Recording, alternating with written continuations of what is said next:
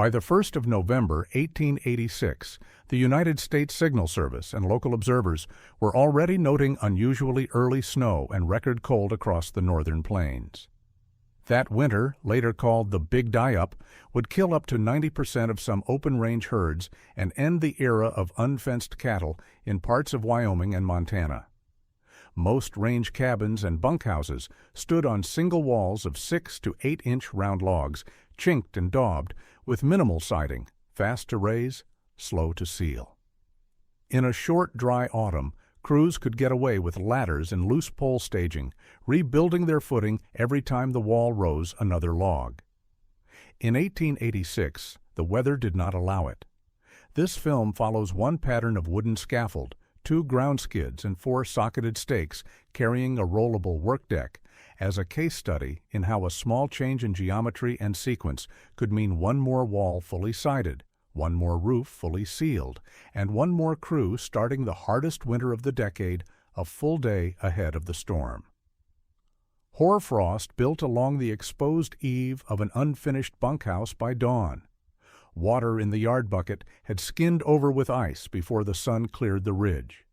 The thermometer nailed to the bunkhouse doorframe read 28 degrees Fahrenheit at 7 in the morning, unusually cold for late October even in the high country. Open-range cattle companies operating herds in Johnson and Natrona counties had spent the summer and early autumn moving stock, completing fall roundup, and shipping what they could before winter. The assumption, drawn from the previous decade of experience, was that another hard but survivable winter lay ahead. Losses would be painful, but absorbed. The cattle business on the northern plains ran on that calculation. Weather logs and later range histories tell a different story. The winter of 1886 to 1887 combined deep cold, ice-crusted snow, and long storms that trapped stock away from feed and shelter. United States Signal Service observers had been reporting early freezes and heavy snowfalls in their monthly weather review since mid-October. The data showed temperature departures from normal averages running 10 to 15 degrees Fahrenheit below typical Octobers across Montana and Wyoming territories. The infrastructure scattered across the Powder River country reflected the speed of range expansion. Line cabins stood along creeks and river bottoms, single-pen structures, 12 by 16 feet or 14 by 18 feet, chinked log walls, shake or pole roofs. Bunkhouses at larger outfits measured 16 by 24 feet or 18 by 30 feet, enough space for 6 to 10 men to sleep, eat, and shelter from weather. Simple hay sheds and rough pole barns protected remounts and limited hay supplies.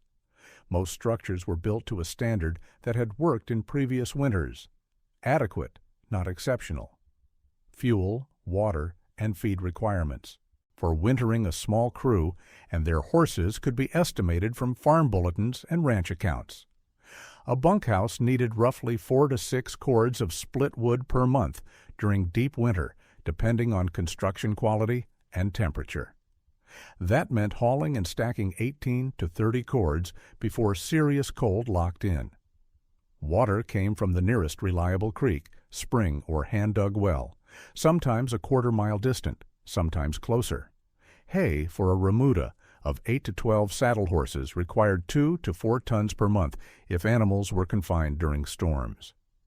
By late October, any delay in closing walls and roofs directly cut into time left to haul hay, wood, and supplies, before snow made freight work slow and dangerous. A crew of 4 to 6 men could raise a log shell to roof height in 10 to 14 days if logs were pre-cut and skidded to the site. Siding the exterior walls with vertical or horizontal planks, caulking gaps, and finishing the interior took another week to 10 days under normal conditions. The problem in 1886 was that normal conditions did not hold. The first killing frost arrived in early October instead of late October. Snow flurries began before Halloween. Temperature swings grew more extreme, with nights dropping into the teens Fahrenheit and days barely climbing above freezing. Ranch foremen balancing fall shipping schedules against building deadlines found their margin of error collapsing. Range histories from the period note massive cattle losses after January 1887. One account from a Johnson County outfit recorded finding stockpiled in the coulees, frozen where they stood after a week-long blizzard in mid-January. Another described herds that had drifted south with storms, ending up against drift fences where they died by the hundreds. Weather summaries listed sub-zero cold snaps lasting days at a stretch and blizzard durations that exceeded anything in the previous 15 years of plains settlement. The cause and effect chain was straightforward. An incomplete bunkhouse meant cold, damp sleeping quarters for the crew. Cold quarters meant more illness and reduced work capacity. Unfinished hay sheds meant hay lost to crusted snow and drifting, which meant horses and weak cattle exposed to weather without supplemental feed. Exposed horses meant reduced ability to check stock or haul supplies during brief clear windows. The system failed at multiple points when any single link weakened. In such a winter, one lost building day in October equaled measurable stock and human risk by January. The difference between a wall fully sided and caulked versus a wall with raw chinking and loose boards was not comfort. It was survival capacity measured in cords of wood saved, hours of work possible indoors, and animals that could be sheltered when storms pinned everything down. They expected another hard season. The weather tables and carcass counts show something else. A winter that punished every unfinished wall. Close view of a notched log corner shows axe scars in the cheeks, where wood was removed to create the joint. Settled chink lines run between logs, and old daubing still clings under later repairs. The corner itself is a saddle notch, a simple, strong pattern where the underside of each log is rounded to fit over the log below, creating a self-locking assembly that resists separation under load. The assumption, reinforced by popular images, holds that log buildings were improvised shacks thrown together without plan. Preservation studies and building manuals reveal something different. Standardized dimensions, repeated joint types, and a disciplined order of work that immigrant and Eastern-born builders brought west from Scandinavian, German, and Scotch-Irish practice. A typical bunkhouse structure began with sill logs set on rock or block piers to keep wood off damp ground. Wall logs, 6 to 10 inches in diameter, were stacked to 10 to 12 feet at the eaves. Corner joints used saddle notch or half-dovetail patterns, both strong, both self-tightening as logs settled. Floors were puncheon, split logs laid flat side up, or plank if sawn lumber was available. Rafters and simple purlins carried a pole or plank roof deck, topped with shingles, boards, or packed earth depending on materials at hand and expected building life. Second stage improvements came when time and lumber allowed. Vertical or horizontal plank siding went over the log shell, covering gaps and adding a second barrier against wind. Improved chinking and daubing used mixtures of clay, sand, lime, straw, hair, or moss, materials chosen for availability, workability, and resistance to cracking during freeze-thaw cycles. Crew size and output varied by site and season. A bunkhouse build typically employed 3 to 6 men. Log courses could rise at a rate of 2 to 4 per day once the sill was set and corner notching rhythm established. Farm journals and carpentry texts from the period suggest that moving from raw site to roofed shell took 10 to 16 working days for a modest single-story structure. Fully sided and caulked added another week to 10 days. The sequence mattered. Standard method was to push the shell to roof before serious cold, leaving siding and final daubing to later. Under normal winters, that approach worked. The roof kept rain and most snow off the interior, and finishing work could proceed even in cold weather as long as hands could grip tools and materials remained workable. Under the timing of 1886 to 1887, the sequence left crews rushing to finish weather walls in a narrow window between early snow and sustained blizzards. Excerpts from log building guides of the period describe proper notch geometry and chinking recipes with the precision of tested practice. One manual advised cutting notches to full bearing across the log face, not merely at the edges, so settling brings tight contact, rather than loose rocking. Another recommended chinking with clay mixed 1 part lime to 6 parts clay with chopped straw or hair to bind, noting that pure clay will crack in hard frost and fall away. Historic ranch photos show bunkhouses with and without added siding. Those without siding display wide chink gaps between logs, gaps that would have been packed with organic material and daubed over. Those with siding show a cleaner profile, with the log structure hidden behind vertical planks or horizontal lapboards. The difference in interior temperature and fuel consumption between sided and unsided buildings could amount to 20 to 30% under severe conditions. The cause and effect was clear. Most cabins stood on proven patterns. The weak link was not the wall, it was how late in the season the last boards and caulk were usually applied. When October weather turned early and hard, that late finish became the difference between a structure ready for winter and one still open to wind when the first real blizzard arrived. A 3-section ladder leaned against green logs, rung tops white with frost by mid-morning. A nail keg sat on the 3rd rung. 2 boards rested across from that ladder to another ladder 8 feet away, creating a narrow catwalk 10 feet above frozen ground. The arrangement was typical, quick to set up, easy to move, adequate for low walls. The assumption held that ladders and quick pole staging were efficient enough for buildings that rarely exceeded 12 to 14 feet at the eaves. Time and motion analysis from modern construction safety studies shows something different. Significant lost minutes and repeated fall exposure once walls exceed 8 to 10 feet. Ranch hands pressed into carpentry when herds were settled brought varying levels of building experience. Some had worked on barns or houses back east. Others learned by doing, following patterns they had seen. Carpenters whose Eastern and British manuals described timber staging made from poles and planks knew more sophisticated systems existed, but those systems required materials and time that remote outfits could not always spare. Common staging arrangements on ranch builds included ladder catwalks, a 10 to 12-inch plank wired or spiked between the rungs of 2 ladders set 8 to 10 feet apart. Lean-to staging used 2 or 3 poles angled from ground to wall, with planks laid across the poles to create a sloped work surface.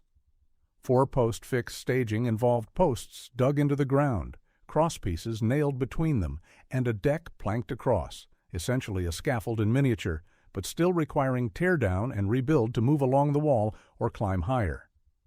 The labor and risk mathematics were straightforward. Moving one ladder and relashing a plank took several minutes with 2 men, one holding the plank, one adjusting lashings or repositioning the ladder. A 16 to 24-foot wall required multiple ladder moves as siding climbed from grade to eave, each trip carrying 20 to 25-pound boards or a bucket of daubing compound up a ladder consumed time and energy. Frosted mornings and fading light in late afternoon increased slip risk, especially when hands were cold and footing uncertain. Few ranches built full, elaborate scaffolds for single-story or 1.5-story buildings. The time and timber cost seemed disproportionate. Why invest a day erecting a scaffold when the wall itself might only take 3 or 4 days to side? The calculation made sense under mild conditions with adequate time. Under 1886 conditions, it did not. Illustrations from 19th-century building histories show timber scaffolds on larger structures, multi-story hotels, warehouses, churches, with vertical standards rising 20 to 40 feet and horizontal ledgers supporting multiple deck levels. A farm or builder's manual from 1878 warned that temporary staging from loose poles and ladders, while suited to low and moderate work, presents increased hazard above 10 feet, where a fall may produce injury or death. The cause and effect chain compounded across the workday. Extra minutes per move multiplied over the length of a wall added up to an hour or more of non-productive time per day. Constant climbing with loads accelerated fatigue, leading to slower work and more missteps. Crews often ended the last working hour of daylight rearranging staging instead of sealing boards, time lost that could not be recovered. A storekeeper in a nearby settlement kept records of selling nails, rope, and occasional sawn planks to ranch outfits that autumn.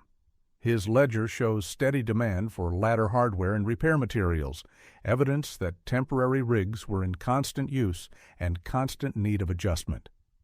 The log shell rose quickly. The siding lagged.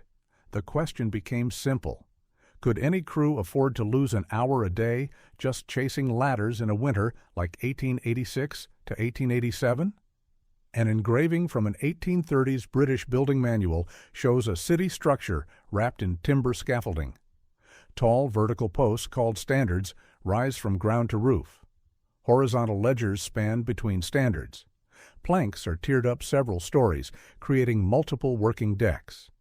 The assembly is lashed together with rope and secured with primitive iron fasteners. Workers stand on the decks, barely visible against the building face. The assumption, common in frontier narratives, is that the frontier lacked scaffold knowledge and simply improvised with what was at hand. The outcome, shown by construction records and builders' manuals, is different. Carpenters in the West worked from a known toolbox of timber scaffold patterns. They cut those patterns down to fit limited lumber and labor, but the underlying knowledge existed. Urban carpenters and masons in eastern cities used full post and ledger scaffolds as a matter of routine. Standards were set in ground sockets or fastened to building faces. Ledgers provided horizontal support for working decks. Diagonal braces kept the structure stable under load and wind. The system allowed multiple crews to work at different heights simultaneously, and it provided safe access for heavy materials, stone blocks, brick pallets, roof timbers. Railroad construction crews raising depots and warehouses along the transcontinental lines brought similar methods west. A depot built in Cheyenne, Wyoming Territory in 1867 used timber scaffolding to reach 20-foot eaves during stone and brick work. Photographs from the period show the scaffold as a nearly independent structure, with standards planted outside the building footprint and ledgers cantilevered inward to support working decks. Western ranch builders who had seen such systems in towns rarely used them full-size on outbuildings. The material requirements were substantial. A modest two-story building might need 12 to 16 uprights per wall, each 10 to 16 feet long. Horizontal ledgers in matching quantities. Deck planks accumulating to several hundred board feet. Time to erect the scaffold could reach 2 to 3 days. Time to dismantle added another day. For a ranch bunkhouse expected to take 2 weeks total build time, that investment was hard to justify. Standard timber scaffold types documented in construction guides included post and ledger frames set in ground or sockets, braced pole scaffolds leaning on buildings with diagonal struts, and hanging stages suspended from roof timbers for finish work. Each had specific material requirements and load capacities. A post and ledger scaffold built from 6-inch diameter poles with planks at 8-foot intervals could safely carry 2 workers per bay, roughly 300 to 400 pounds distributed load per 10-foot section. The comparison with available sawn timber on a distant cattle outfit was stark. Most outfits had limited dimensional lumber reserved for flooring, roof decking, and trim boards. Poles for scaffolding had to compete with poles needed for corrals, windbreaks, and hay cribs. The result was a hybrid solution, bits of full scaffolds combined with ladders, rather than systematic moving platforms. Excerpts and diagrams from 19th century construction guides show detailed drawings of scaffold joints, lashing patterns, and load distribution. Historical scaffolding studies documenting timber use before tubular steel became standard in the early 20th century, confirm that these methods were widely known and applied wherever building height and complexity justified the effort. The cause and effect was clear. Knowledge existed, but did not match the resource constraints and job scale of remote ranches. Urban projects could afford the time and timber to build proper scaffolds. Rural outbuildings could not, unless the builder recognized a way to simplify the system without sacrificing stability. The patterns were in the manuals and on town streets. Out on the powder, men had the ideas, but not enough sawn timber, time, or hands to copy them whole. 2 peeled poles lay parallel to a log wall, roughly 16 feet long. Edges had been freshly flattened with an axe, creating narrow bearing surfaces. The poles were positioned 4 feet apart, with their noses, the leading ends, pointing along the wall line. Small chips and shavings scattered near each pole showed where shallow pockets had been chopped into the tops. The assumption built into most temporary staging held that platforms must be built vertically and fixed in place. Posts driven into the ground or braced against walls supported horizontal members, which in turn carried deck planks. Moving the platform meant tearing it down and rebuilding elsewhere. The outcome visible in these 2 poles suggested something different. The same skid logic used to drag logs and move buildings could carry a movable working platform. Ox and horse teams hauled logs on skids across rough ground and snow, a practice documented in logging and freighting histories from the Great Lakes to the Pacific Northwest. Ranch and homestead builders reused drag beams, sled runners, and heavy poles around their building sites for various tasks. The innovation was recognizing that if a load could ride on skids, so could a work deck. A skid in timber moving practice is a runner that carries weight over ground. The timber is typically beveled or rounded at the nose to reduce drag. The top surface may be left round or flattened to accept crossbeams or stakes. Skids can be greased, wetted, or run over snow or ice to reduce friction. A pair of skids with crossbeams forms the basis of a stone boat or logging sled, devices capable of moving loads weighing several tons with horse or ox power. The scaffold geometry adapted that principle directly. 2 skids laid parallel to the wall, 4 feet apart, define the width of the working platform. Stake pockets chopped into the skid tops near each end, flat seats or shallow mortises, provided sockets for vertical posts. 4 stakes, 10 to 12 feet long, set into those pockets and leaning slightly into the wall, formed the uprights. Ledgers fastened horizontally between posts at 2 heights, one low, one high, created the frame for a deck. Deck planks laid on the upper ledgers completed the platform. The wall side of the deck rested tight to the logs. An outside edge rail, if desired, could be added for safety. The key differences from ladders and fixed staging were structural and practical. Load ran through the posts into the skids, which could be dragged. The tops of the posts slid along log faces instead of requiring hooks or lashings that had to be reset with each move. Small vertical adjustments could be made at the skid pockets rather than rebuilding the entire rig. The platform remained consistent in width and feel, so workers did not have to relearn their footing every time the wall rose or the work moved sideways. Historical references to moving buildings and heavy loads on skids and rollers appear in timber framing and barn moving accounts from the period. One account from Wisconsin described moving a 2-story frame house 3 miles over frozen ground in 1872 using grease skids and a team of oxen. Another from Montana Territory in 1880 detailed skidding a false front store building to a new lot after a fire using pole skids and block and tackle. The same geometry, load on runners, runners on ground, applied to the scaffold problem. The cause and effect insight was simple but powerful. Recognizing that if a cabin could ride on skids, a scaffold could too. This turned staging from a static structure into a tool that could follow the wall's length and height. The labor savings came not from exotic materials or complex engineering, but from reusing a load-moving principle in a new context. Skids had already carried whole cabins across frozen ground. The next step was simple. Let the work platform ride, not the building. Close shot shows a rough square nail or spike driven through a ledger into a stake. Grain of green pine squeezes around the iron where the fastener penetrates. The ledger is a 2x8 plank, rough sawn. The stake is a peeled pole, roughly 6 inches in diameter at the point of fastening. The joint is tight, with minimal gap between ledger and stake. The assumption around improvised staging is that it amounts to guesswork, poles and boards thrown together and hoped to hold. The outcome, using period timber strengths and dimensions, shows that the skid and stake scaffold can be described with conservative, repeatable numbers that provide predictable safety margins.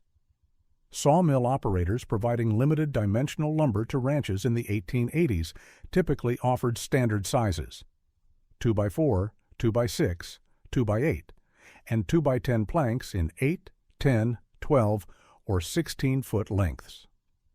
Prices reflected freight costs and local competition. Green lodgepole pine or fir for skids and stakes came from nearby timber stands, cut to length and peeled on site. Bark removal was essential. It prevented rot and insect infestation, and it allowed tighter joints.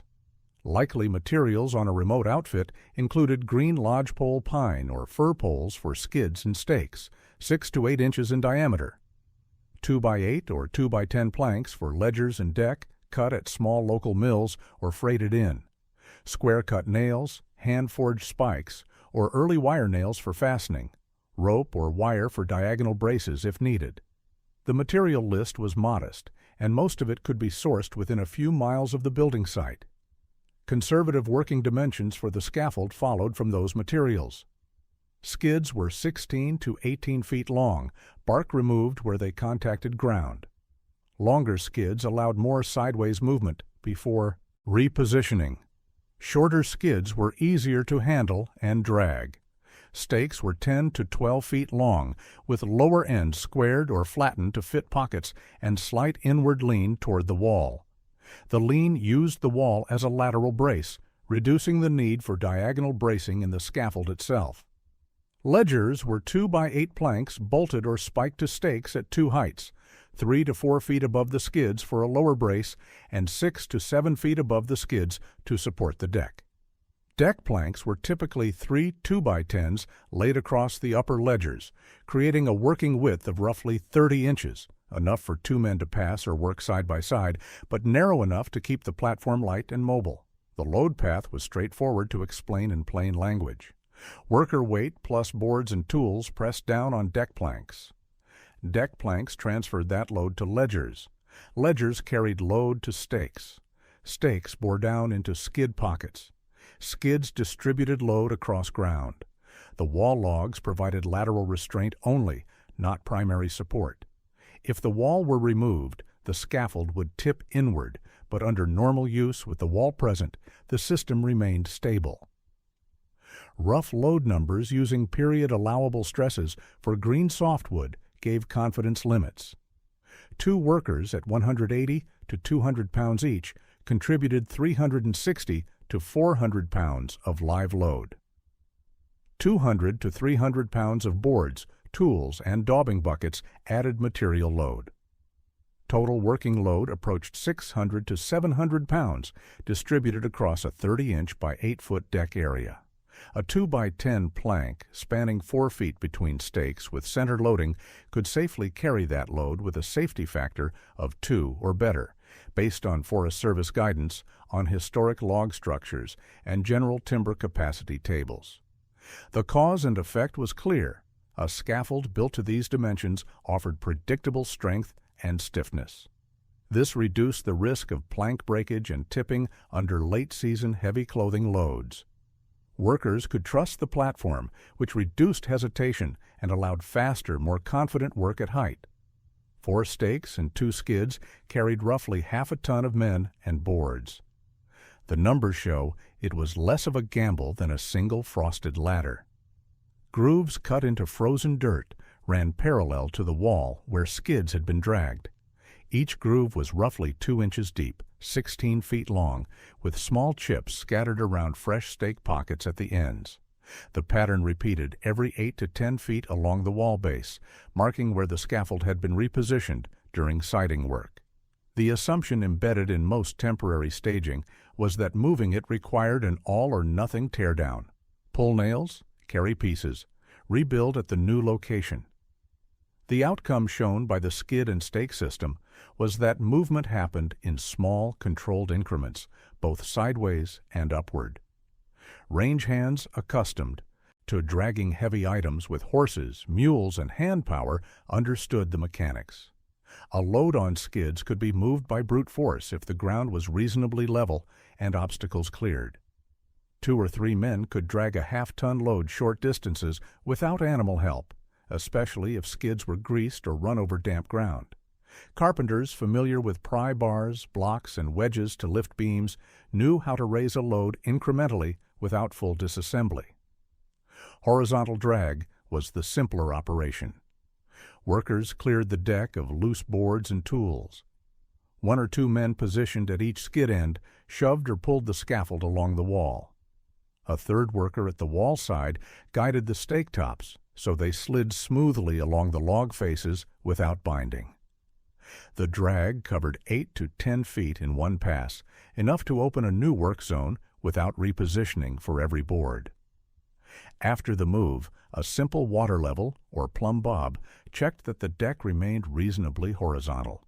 Small adjustments could be made by shimming under one skid end or lifting slightly with a pry bar. Vertical ratcheting allowed the scaffold to climb with the wall. Every 1 or 2 log courses of siding, roughly 6 to 8 inches of height gain, workers used pry bars under the lower ledgers to lift the entire deck. While held, wedges or pins were inserted in higher pocket positions in the skids or through pre-drilled holes in the stakes themselves. The opposite side was then lifted and pinned, keeping the deck approximately level. The process took minutes rather than the hour or more required to tear down and rebuild a fixed scaffold. Time and motion comparisons showed the advantage. Moving a ladder and resetting planks between 2 ladders consumed 5 to 10 minutes per repositioning. A complete fixed scaffold rebuild at a higher elevation required 30 minutes to an hour depending on complexity. The skid and stake system moved horizontally in under 2 minutes and climbed vertically in short lifts of 3 to 5 minutes each. Over the course of a long wall, the cumulative savings reached an hour or more per day. The crew spent more time nailing and caulking, less time climbing, and re-rigging. Familiarity with the same platform reduced hesitation and missteps late in the day when light faded and cold stiffened joints. Workers learned the feel of the deck, where to step, how much it flexed under load, where to stack boards for easy reach.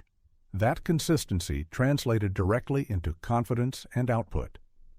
Period advice on jacking and blocking heavy loads appears in carpentry and house-moving literature. One manual from 1875 described raising a building 1 course at a time by working around the perimeter with screw jacks and blocking, each lift no more than the height of 1 timber. The principle was identical, small, controlled movements rather than wholesale repositioning. References to building moves done in small increments with levers and wedges confirm that the technique was part of the general carpentry toolbox. A Wisconsin account from 1880 described moving a barn foundation 6 inches per day over a week using pry bars and oak blocking, noting that steady increments prevented racking and kept the structure square. Instead of stepping onto a new rung pattern every time the wall rose, workers stood on the same deck from sill to eave and made it climb with them. A ledger entry from a ranch in the Powder River country reads, "Carpenter work, 6 days, in neat script, followed by a wage notation of $1.50 per day."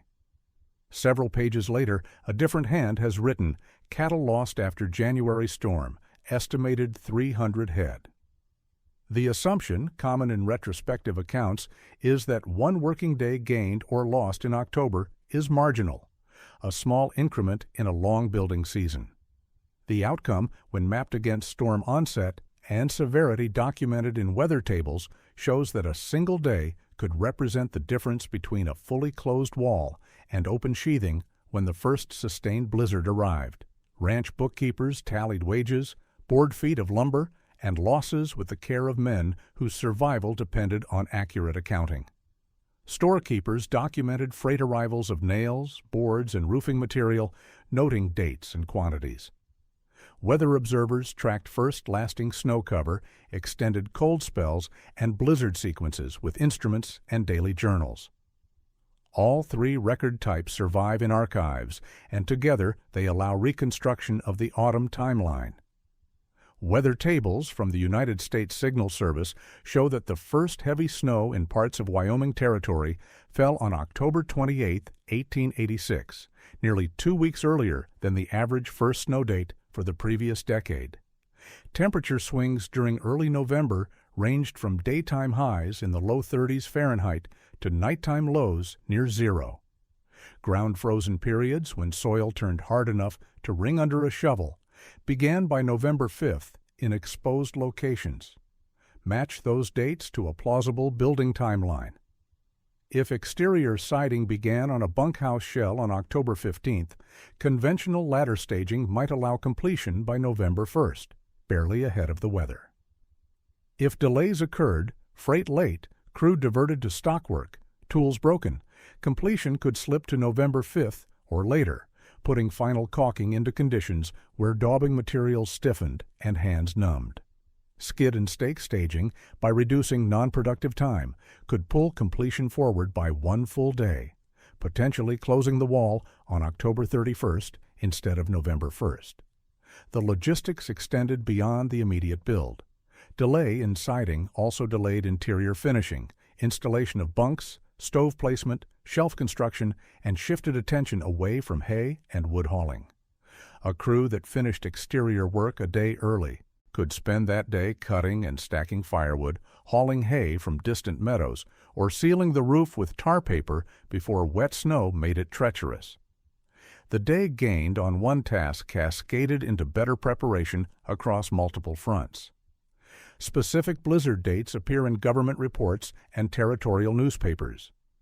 The Cheyenne Daily Leader reported on November 8, 1886, that severe storms across the northern range have halted freight and left stock exposed.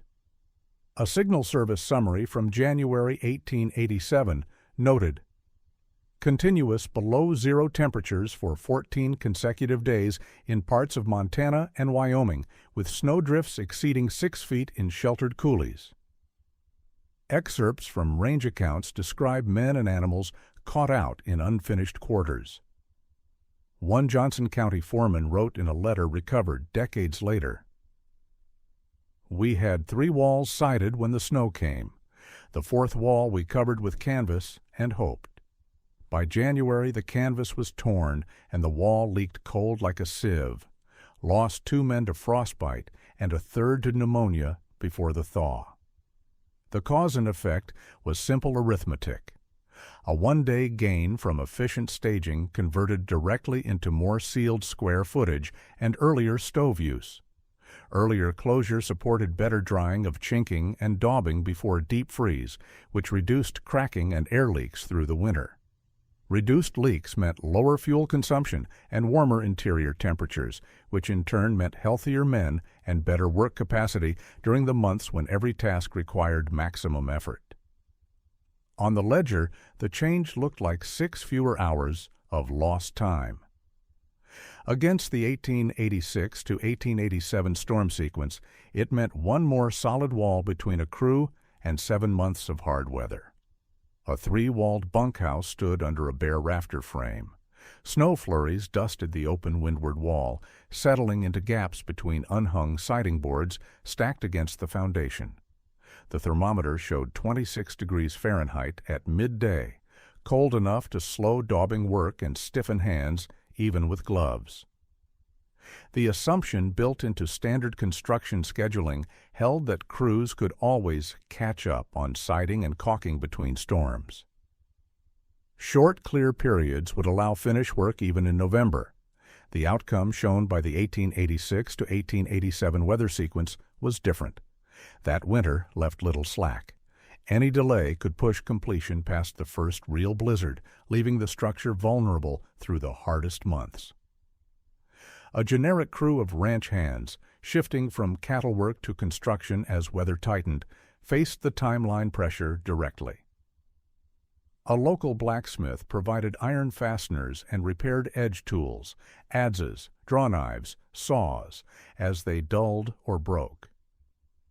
A freight teamster arrived late with a load of sawn boards, delayed by early snow on the wagon road from the nearest sawmill 40 miles distant. Week-by-week reconstruction of the build reveals the pressure points.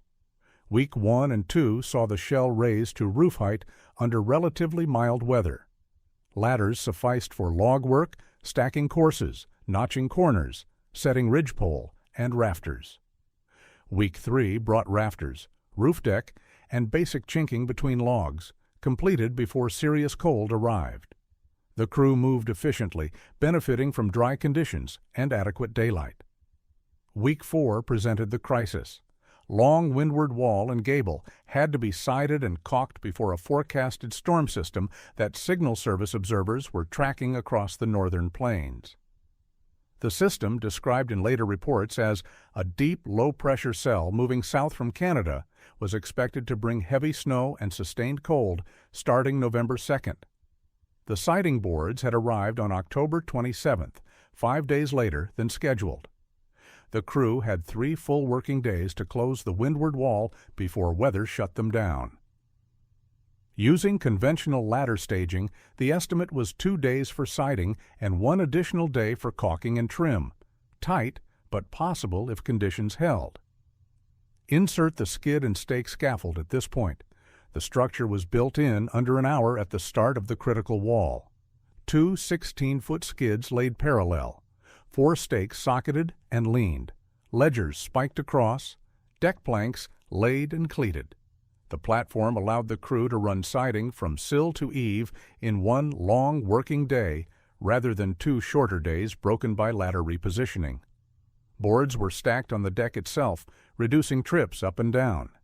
Nailing proceeded in a steady rhythm, with minimal interruption for staging moves.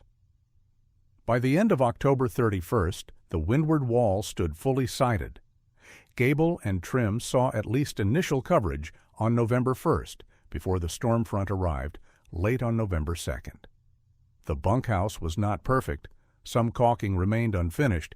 Interior work still needed attention. But the exterior shell was closed. Wind could not drive snow directly into the structure.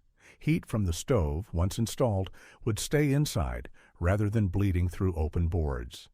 Connect this timeline to actual storm dates and temperature records for the region. Historical accounts mention buildings barely finished in time and others left half open when the blizzard pinned everyone inside. The difference between those 2 outcomes often came down to single days in late October and early November. In a typical year, the difference would have been comfort, an extra day of work in better conditions, fewer drafts through the winter. In 1886 to 1887, that single day's gain meant the difference between a bunkhouse that leaked snow and one that simply shook under the wind. A sketch shows 2 walls side by side. On the left, 3 ladders lean against logs with a single plank spanning between 2 of them. On the right, a skid and stake scaffold, pins against the same wall height with a continuous deck running the length of the work zone. The drawing is simple but precise, showing relative positions and dimensions. The assumption persists that work is work, methods change little, and output depends mainly on worker effort and skill. Counting climbs, moves, and exposure hours shows a marked difference between ladder-based staging and the skid and stake system. Modern construction safety and productivity analysts, applying simple time and motion studies to historical building methods, provide the framework. Log home builders and restorers who have compared similar methods on current projects offer practical data on what works faster and safer. Build a simple comparison table. Ladders with plank catwalk. A 16-foot wall sited to 12 feet high requires approximately 8 ladder repositionings to cover the full height and length. Each repositioning consumes 5 to 10 minutes, clearing the plank, moving one or both ladders, re-leveling, relashing. Total non-productive time reaches 40 to 80 minutes per wall. Board carrying climbs number roughly 30 to 40 trips up and down, depending on how many boards can be safely carried at once and how often the stack needs replenishment. Skid and stake scaffold. The same wall requires approximately 2 horizontal drags of the entire platform, 10 to 12 feet per drag, and 3 to 4 vertical lifts, 1 per log course or 2 courses, depending on siding method. Each horizontal drag takes 2 to 3 minutes. Each vertical lift takes 3 to 5 minutes. Total non-productive time reaches approximately 20 to 30 minutes per wall, roughly half the ladder-based time. Board carrying trips reduced to 10 to 15 because boards can be stacked on the deck and accessed without returning to ground level. Estimate fall exposure hours above 8 feet and above 10 feet for each method. Ladder work puts the crew at height for the majority of active work time, with frequent transitions between stable ground and unstable ladder rungs. Skid stake work keeps the crew on a consistent deck, reducing transition moments and allowing more continuous focus on nailing and caulking. The psychological difference, standing on a solid platform versus balancing on a narrow plank, affects both speed and quality of work. Translate reduced repositioning time into extra rows of siding nailed per day. If conventional staging costs 1 hour per day in non-productive movement and skid stake cuts that to 30 minutes, the gain is 30 minutes of active nailing time. 30 minutes allows roughly 4 to 6 additional 8-foot boards to be placed and secured depending on siding pattern and crew skill. Over a 4-day siding job, that compounds to 16 to 24 extra boards, potentially the difference between finishing a wall and leaving it partially open. Modern data on ladder accidents versus scaffold accidents, construction used carefully as analogy rather than direct comparison, shows that improvised ladder rigs contribute disproportionately to falls and injuries. Present-day builder testimonies on productivity differences between ladders and small rolling scaffolds confirm the pattern. Stable platforms allow faster, more confident work with fewer interruptions and lower risk. The cause and effect was arithmetic. Fewer climbs and moves meant lower fatigue and fewer missteps. More consistent platform meant steadier work at the end of the day when light and temperature dropped. Output gain translated directly to earlier wall completion, which under 1886 conditions became the margin between ready and exposed when storms arrived. The change was not heroic. It was arithmetic. Fewer rungs, fewer moves, more boards nailed before dark.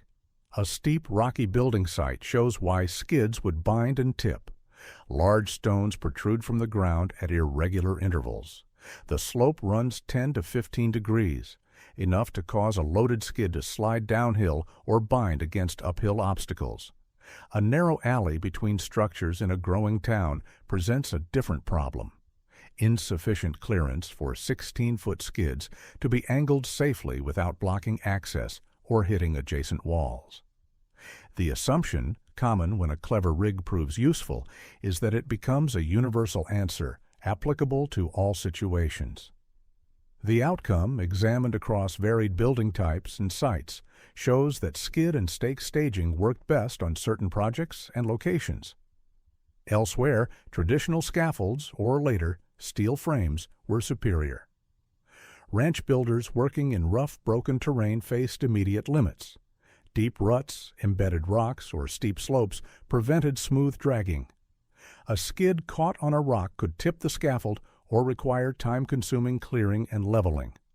Sites along creek banks or hillsides, chosen for access to water or shelter from wind, often had uneven ground that made skid-based systems impractical. Mine and mill builders working on steep hillsides in Montana, Colorado, and Nevada territories dealt with terrain where any staging system had to be anchored vertically rather than dragged horizontally. Fixed scaffolds with posts driven into hillside or tied into bedrock provided the only stable solution. The skid principle offered no advantage where the ground itself could not support smooth movement. Tight sites in growing towns presented logistical problems. A building squeezed between two existing structures or a narrow lot with limited street access did not allow space for long skids to be positioned and dragged. Urban contractors working on multi-lot projects often built continuous scaffolds that wrapped entire block faces using standardized post and ledger assemblies that could be extended indefinitely. Skid-based platforms with their horizontal mobility made less sense in environments where scaffolds stayed in place for weeks or months. Very tall walls or multi-story construction exposed another limit. Timber uprights carrying loads from second or third-story working decks required substantial cross-section and careful bracing. A 10 to 12-foot stake was adequate for single-story ranch buildings. A 20 to 30-foot upright needed to be much thicker or built as a braced frame to avoid buckling under load and wind. The simple skid and stake geometry did not scale effectively beyond modest heights. The arrival and spread of steel tube scaffolding and standardized couplers in the late 19th and early 20th centuries eliminated much of the complexity and timber demand that had constrained earlier systems. Steel tubes could be coupled quickly, adjusted precisely, and stacked to great heights with predictable load capacities. Anchoring, bracing, and safety standards evolved with urban work, driven by insurance requirements and labor regulations. Historical notes on the development of metal scaffolding systems trace the transition from timber to steel between 1890 and 1920. Photographs from early 20th century construction sites show the hybrid period, timber scaffolds still in use on small projects, steel scaffolds appearing on large commercial and industrial builds. By 1930, steel dominated urban work, and timber scaffolds became relics of rural and frontier practice. The cause and effect was clear. Skid stake staging was ideal for modest-height rural buildings with clear, level ground. It solved a specific problem, efficient siding and caulking on single-story log and frame structures, using materials and methods already familiar to ranch crews. Larger, taller, and denser projects pushed builders toward more robust, standardized systems that could handle greater loads, heights, and complexities. The method remained an efficient frontier variant, but not a replacement for all contexts. On open range walls, skids made sense. In town streets and mine gullies, they gave way to heavier timber, and soon to steel. A modern conservation crew stands on timber staging beside a 19th century bunkhouse. An impact driver whirs where hand-forged spikes once went. The scaffold itself echoes earlier patterns, vertical posts, horizontal ledgers, planked deck, but uses rated materials and calculated dimensions. The posts are 4x4 treated lumber. Ledgers are bolted with carriage bolts and washers. Deck planks bear inspection stamps showing grade and allowable load. The assumption, common among viewers of historic preservation work, is that today's methods on old structures are entirely modern. Engineered scaffolds trucked in, set up by specialists, bearing no relationship to original building practice. The outcome, seen at remote sites where modern crews repair cabins and bunkhouses, shows that many preservation setups echo earlier timber staging practice, updated with safer fasteners, calculations, and materials. National Park. Service and Forest Service teams repairing historic log structures face constraints similar to those frontier builders encountered. Access to remote sites limits equipment options. The need to avoid damaging historic fabric requires careful placement of staging and anchors. Working on structures that are already fragile or partially decayed demands predictable, stable platforms. The solutions often resemble what ranch crews used a century earlier, adapted with better materials and explicit safety margins. Private log home craftsmen specializing in traditional joinery and modern safety codes use temporary timber platforms routinely. A craftsman working on upper chinking or replacing damaged logs needs to reach 10 to 14 feet above grade without drilling into historic timbers or overloading weak sections. A simple scaffold built from dimensional lumber with posts leaning into the wall and a narrow deck cantilevered out provides the necessary access. A modernized skid and stake concept appears occasionally in conservation and demonstration work. Skids built from 4x6 treated lumber replace the original peeled poles. Stakes are 4x4 posts instead of rough-hewn logs. Ledgers are bolted across stakes using carriage bolts with washers and nuts. Plank decks include guardrails or toe boards to meet current safety standards. The system is used at conservative heights, 8 to 12 feet, and with explicit load limits calculated from lumber grade stamps and span tables. The important caveat: this is an interpretation for demonstration and small-scale field work, not a prescribed alternative to code-compliant scaffolding where regulations apply. Modern construction safety codes in most jurisdictions require engineered scaffolds with specific load ratings, inspections, and tie-back systems when working at height on commercial or public projects. The timber skid and stake rig fits into a narrow niche: volunteer conservation projects, owner-builder work on private property, educational demonstrations, where flexibility and historical authenticity take precedence over standardized commercial systems.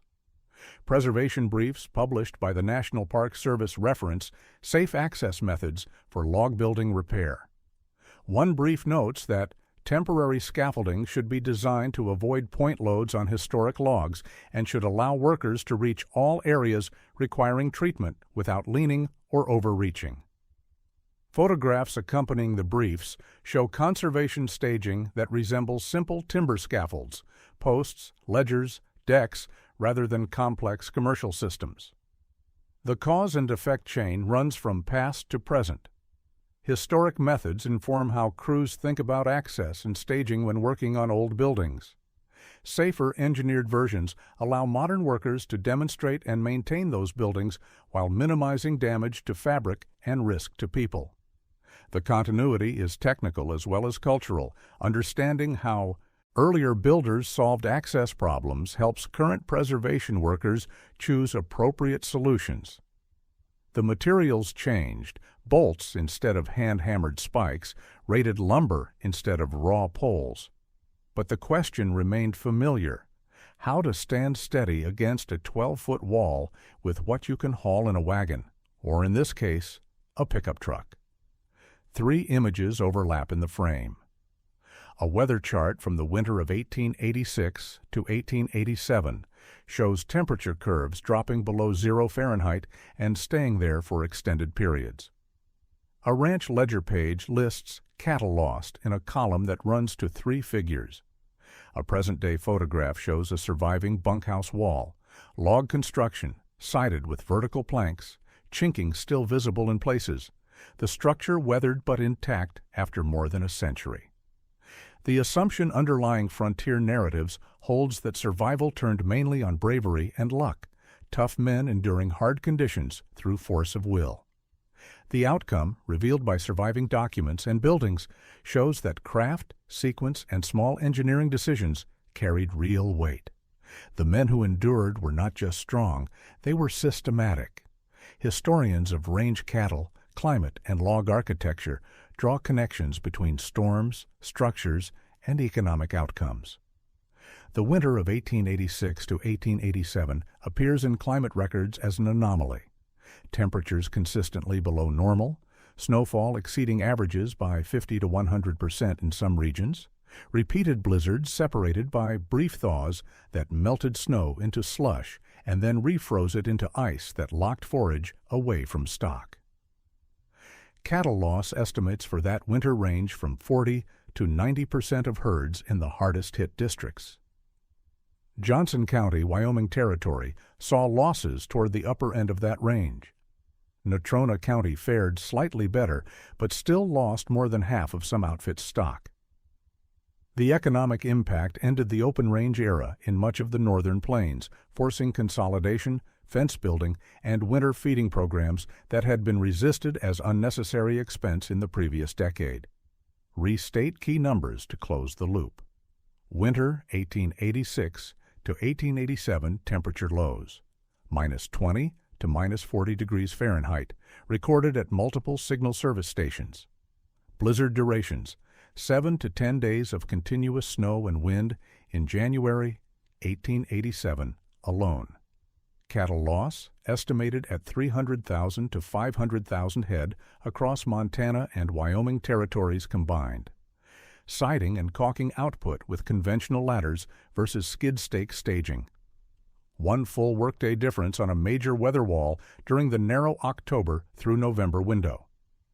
A plausible scenario suggests that finishing a bunkhouse exterior one day earlier allowed a crew to move interior work forward, install heating sooner, and shift attention to hay and wood hauling before sustained snow made those tasks difficult or impossible. Emphasize that no ranch ledger lists skid stake scaffold as a line item. The method, if used, would appear only in the logic of timber use, poles and planks allocated to staging rather than other purposes, and in the outcome, walls closed faster, buildings finished earlier. The evidence is indirect, but consistent with what the documentary record shows about efficient frontier building practice. A short, sober summary line from a contemporary or later report captures the scale. The United States Department of Agriculture noted in an 1888 report, "The winter of 1886 to 1887 proved disastrous to range cattle interests. Losses from exposure and starvation were unprecedented.